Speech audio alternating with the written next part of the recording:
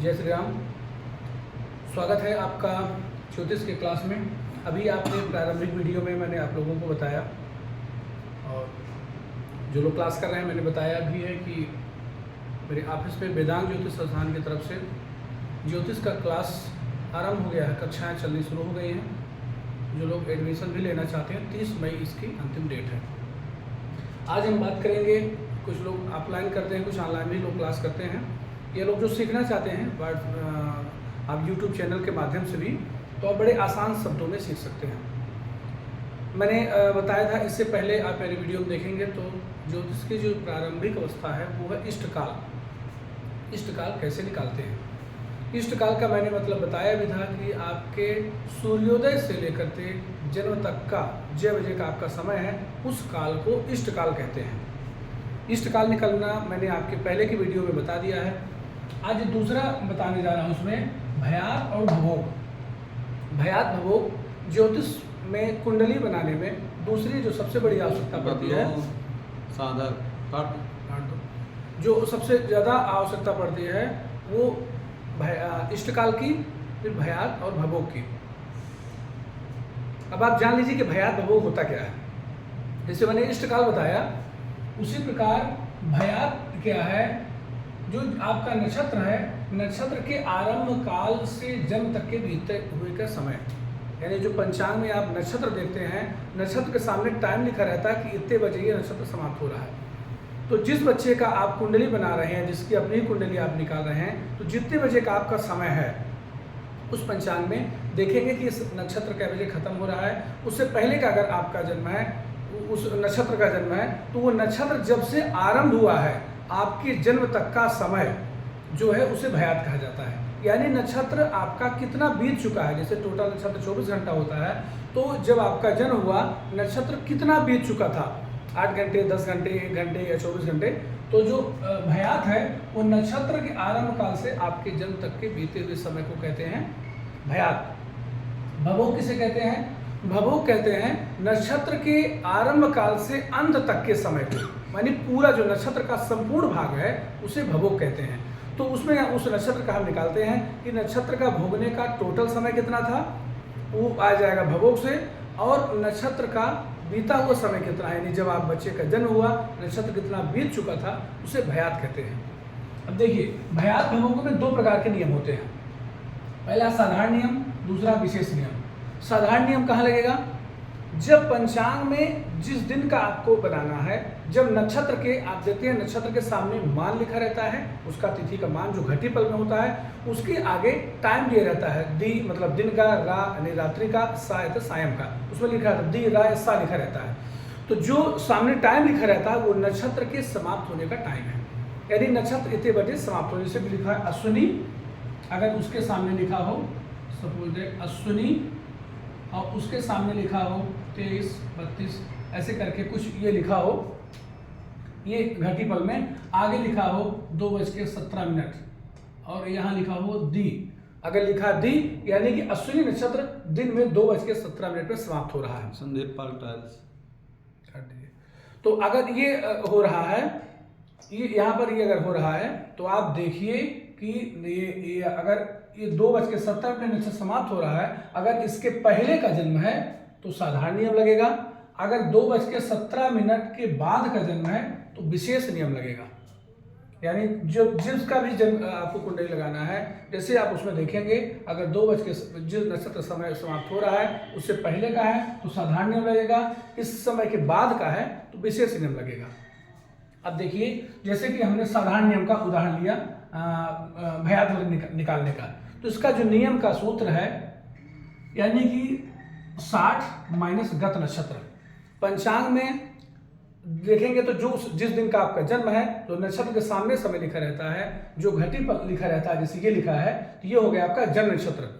गत नक्षत्र मतलब होता है नक्षत्र के बीता 1 दिन पहले का नक्षत्र, यानी जो नक्षत्र बीत चुका है, तो ठीक उसके ऊपर वाले जो घटी पर लिखा रहता है उसे गत नक्षत्र कहा जाता है। प्लस इष्टकाल, उसके बाद जो इष्टकाल आप लगाते हैं, इष्टकाल आया होगा, ये तीनों को जोड़ देने से भयात आ जाता है। जैसे उदाहरण के लिए मैं बता रहा हूं, उदाहरण इसका, जैसे हम एक उदाहरण लेते हैं, ये 2023 का पंचांग है, भाद्रपद कृष्ण पक्ष, षष्ठी तिथि है, 5 सितंबर इस दिन है। तो जैसे इस दिन हम लेते हैं दिन में 1:15 का हमने टाइम लिया, दिन में 1:15, ये हुआ जन्म समय।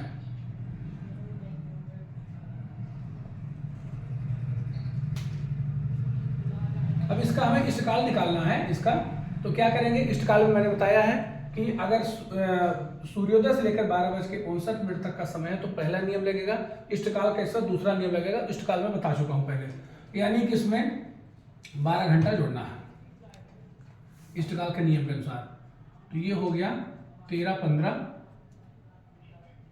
माइनस सूर्योदय, सूर्योदय कितना है उस दिन का, 5:47। हाँ, उस दिन का सूर्योदय हम देख लेंगे 5:47।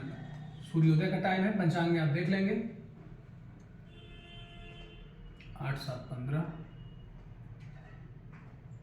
6 बजे 4 गया 2, कितना रहा है